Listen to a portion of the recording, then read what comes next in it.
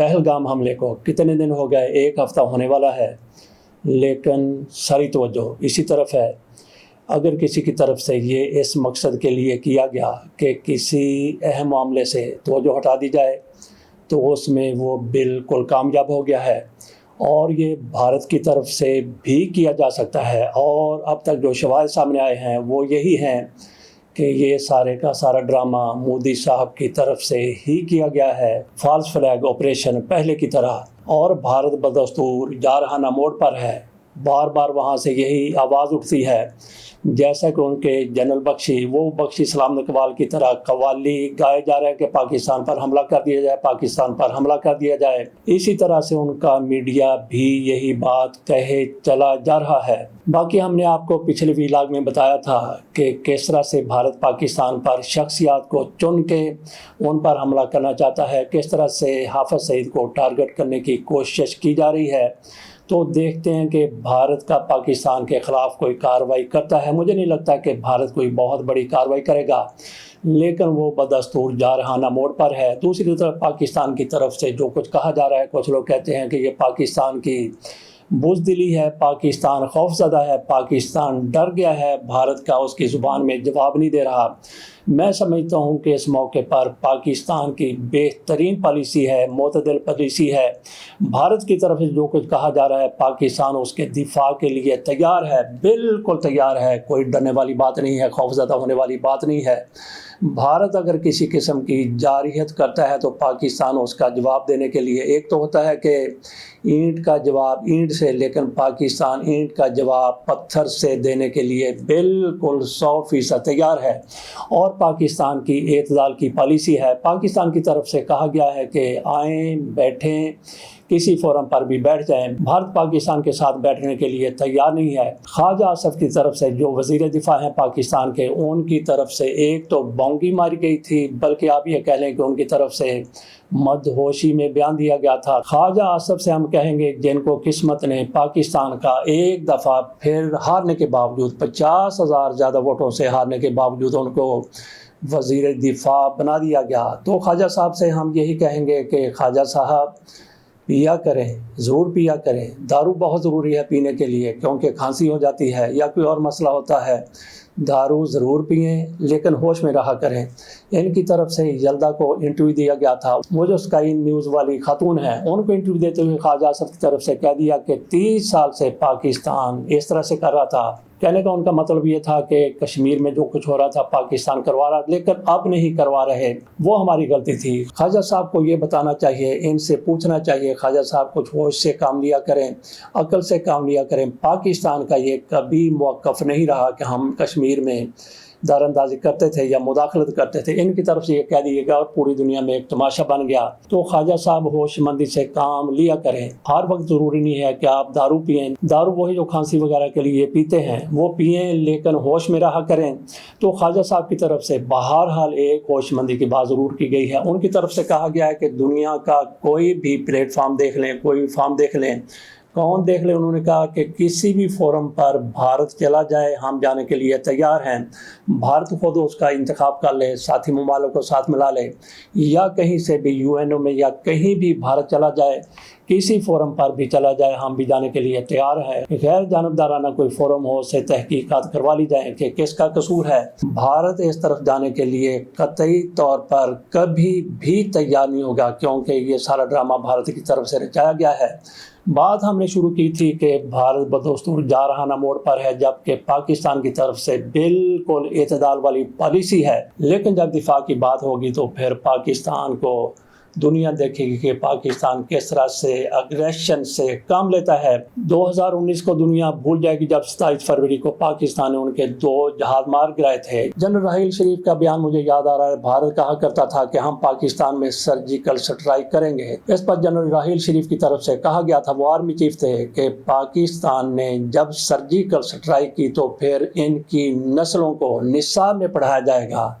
और वाकई जब पाकिस्तान ने सर्जिकल स्ट्राइक की तो ये अभिनंदन को अपनी नस्लों के सामने खड़ा करेंगे कि ये वो बंदा है जिसको पाकिस्तान ने पकड़ा, थोड़ा सा इसको मारा, मारने के बाद छोड़ा, چائے پلائی. تو یہ ہے پاکستان کا اصل کردار. جب موقع آئے گا تو پھر دنیا دیکھے گی کہ پاکستان اپنا دفاع کیسے کرتا ہے. تو باقی میاں شہباز شریف صاحب, میاں نواز شریف صاحب اور مریم نواز شریف صاحبہ, جیسا کہ ہمیں کہا گیا ہے کہ دل سے بھی جہاد ہوتا ہے. جب بندہ کچھ کرنے کے قابل نہیں ہوتا تو پھر دل سے جہاد کرے. تو ہمارے یہ حکمران میاں نواز شریف صاحب, مریم نواز شریف صاحبہ اور شہباز شریف صاحب ایسے بیان دیتے ہیں کہ جیسے زخموں کے اوپر کوئی روئی رکھتا ہے, جیسے زخموں کے اوپر کوئی مرہم لگاتا ہے, یا پھر جس طرح سے کوئی سیک دیتا ہے. ایک اینٹ کو گرم کیا جاتا ہے, اس کے اوپر کپڑا لپیٹا جاتا ہے اور زخم پر وہ لگا دیا جاتا ہے. زخم پر یا کسی چوٹ پر جو گجی چوٹ ہوتی ہے, جو پوشیدہ چوٹ ہوتی ہے, اس کو اس گرم اینٹ سے یا گرم ریت سے ٹکور کی جاتی ہے. تو اس طرح کے شہباز شریف صاحب کے انڈیا کے لیے بیانات ہیں کہ اگر بھارت نے اس طرح سے کیا تو ہم اس طرح سے کر دیں گے. جبکہ میاں نواز شریف صاحب اور مریم نواز شریف صاحبہ بالکل یہ حوالے سے خاموش ہیں. امید کی جا رہی تھی کہ ان کی طرف سے کوئی جارحانہ قسم کا ٹویٹ آئے گا, لیکن نہیں آیا. شابر شاکر کی طرف سے کہا گیا ہے, انہوں نے گو کے مذاق میں کہا, انہوں نے 2 جنرلوں سے کہا ہے. ایک تو انہوں نے نام لیا ہے DGISPR کا جناب لیفٹیننٹ جنرل احمد شریف چودھری صاحب کا, اور دوسرا انہوں نے DGMO کا نام لیا ہے, وہ مشتاق صاحب ہیں, میجر جنرل ہیں. انہوں نے کہا کہ میں ان کے لیے 2 عمرے کے ٹکٹوں کا اعلان کرتا ہوں ان کے انعام میں. انہوں نے گو کہ یہ بات مذاق میں کی ہے, لیکن اگلی بات بڑی سیریس ہے. انہوں نے کہا کہ اگر میاں نواز شریف صاحب اور اگر مریم نواز شریف صاحبہ بھارت کے حوالے سے کوئی بیان دے دیں تو میں ان کو عمرے کے ٹکٹ انعام میں دے دوں گا. اور اس سے بڑی بات انہوں نے بہت بڑی بات کی ہے کہ اگر یہ پاک فوج زندہ باد کا نعرہ لگا دیں مریم نواز شریف صاحبہ اور میاں نواز شریف صاحب, شہباز شریف صاحب نہیں. شہباز شریف صاحب تو آگے بھی چلے جاتے ہیں. بہرحال انہوں نے میاں نواز شریف اور مریم نواز شریف صاحبہ کی بات کی ہے کہ اگر وہ پاک فوج کا نعرہ لگا دیں, پاک فوج زندہ باد کہہ دیں اپنے ٹویٹ میں یا اپنی ویڈیو میں, تو میں عمرے کے ٹکٹ ان 2 صاحبان کو دوں گا. یہ ان کو کہیں کہ وہ کہہ دیں, کیونکہ فارم 47 یہ ان کی طرف سے جوڑا گیا ہے صابر شاکر صاحب کی طرف سے. لیکن ان کی طرف سے یہ کہنا کہ پاک فوج زندہ باد کا نعرہ لگا دیں, تو یہ بہت بڑا ایک سوال ہے. کیا میاں نواز شریف اور مریم نواز شریف صاحبہ پاک فوج زندہ باد کا نعرہ نہیں لگائیں گی؟ اگلی خبر کی طرف چلتے ہیں. اسدالدین اویسی, ان کا بھی سن لیجئے, وہ بھی پاکستان کے حوالے سے بات کرتے ہیں, اس دہشت گردی کی بات کرتے ہیں. وہ چونکہ انڈیا میں رہتے ہیں, انڈین مسلمانوں کی ایک طبقے کی وہ نمائندگی کرتے ہیں. انہوں نے جو کچھ کہنا ہے اپنے ملک کے ساتھ, اپنے وطن کے ساتھ یگانگت کے لیے, یکجہتی کے لیے کہنا ہے, بالکل کہنا ہے. لیکن ان کی طرف سے کچھ اوٹ پٹانگ باتیں بھی کر دی گئی ہیں. وہ کہتے ہیں کہ پاکستان سے یہ دہشت گرد گئے تھے, کمینے تھے, حرامی تھے. اس سے زیادہ بھی اگر اویسی صاحب کہتے ہیں تو ہم بھی ان کے ساتھ کہنے کے لیے تیار ہیں. لیکن وہ پاکستان سے نہیں گئے تھے. تو ان کو یہ کمینہ کہہ رہے ہیں, جو بھی کہہ رہے ہیں وہ بالکل درست کہہ رہے ہیں. لیکن ان کا یہ کہنا سراسر غلط ہے کہ یہ پاکستان نے بھیجے تھے. اس کی وجہ یہ ہے کہ 3 کے بارے میں خود انڈین میڈیا کی طرف سے کہا گیا ہے کہ یہ مقامی تھے. میں ان کے بارے میں آپ کے سامنے رکھتا ہوں. ایک تو ان میں عادل حسین ٹھوکر اس کا نام لکھا گیا ہے, میرا خیال ان کا نام شاید ٹھاکر ہوگا. بہرحال ان کی عمر ہے 35 سال, یہ ایک ٹیچر ہیں. اسی طرح سے 20 سال کا نوجوان ہے عدنان شفیع ڈار, اور 22-25 سال کا ہے احسان الحق شیخ. ان 3 کے بارے میں کہا گیا ہے کہ کئی سال سے یہ اپنے علاقوں سے غائب تھے اور انہی کی طرف سے یہ سارا کچھ کیا گیا ہے. انہوں نے دہشت گردی کی ہے, انہوں نے حملہ کیا ہے. تو اویسی صاحب سے پوچھا جائے, انہوں نے یہ بات تو بالکل درست کی ہے کہ بھارت کی طرف سے جس طرح سے سندھ طاس معاہدہ ختم کیا گیا ہے, تو کیا جو پانی پاکستان جاتا ہے آپ اس کو کہاں پہ سمیٹیں گے؟ آپ کے پاس ڈیم ہیں, ڈیم ہوں گے, لیکن ڈیموں کے بعد پانی کہاں پہ جائے گا؟ لیکن اویسی صاحب کی طرف سے یہ کہنا کہ دہشت گرد پاکستان سے آئے تھے, یہ سراسر جھوٹ ہے, غلط ہے. سوال ہی پیدا نہیں ہوتا آپ نے اتنی بڑی باڑ کیوں لگائی ہوئی ہے؟ دہشت گرد وہیں پہ موجود تھے, اور اب ان کی طرف سے کہا گیا ہے کہ وہ مقامی لوگ تھے, ان کی گرفتاری کے لیے کوششیں ہو رہی ہیں. تو بھارت صاحب آپ اپنے دہشت گردوں کو, جنہوں نے یہ دہشت گردی کی ہے, وہیں سے ان کو تلاش کریں, وہیں سے آپ کو مل جائیں گے. آپ کشمیریوں کے ساتھ جو کچھ کر رہے ہیں, کشمیری گو کہ اس میں کوئی شک نہیں ہے, یہ جو دہشت گردی کی گئی ہے یہ غیر انسانی کام ہے,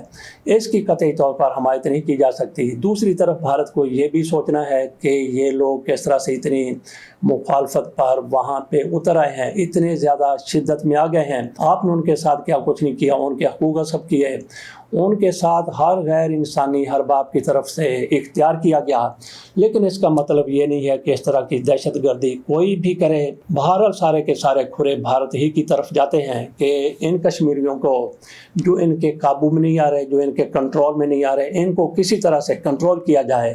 ہم پہلے ہی بات کر چکے ہیں کہ ان کی طرف سے یہ کہا جا رہا ہے کہ ان کو پاکستان کی طرف سے دہشت گردی کی گئی ہے اور ان کو مقامی لوگوں کی سپورٹ تھی، تو اس سے یہ سارا کچھ کرنا چاہتے ہیں کہ مقامی لوگوں کی جن کی سپورٹ تھی ان کے نام پر ہر کسی کو جو ان کا مخالف ہے اس کو پکڑا جائے، گرفتار کیا جائے اور بتایا جائے کہ یہ لوگ سہولت کار تھے۔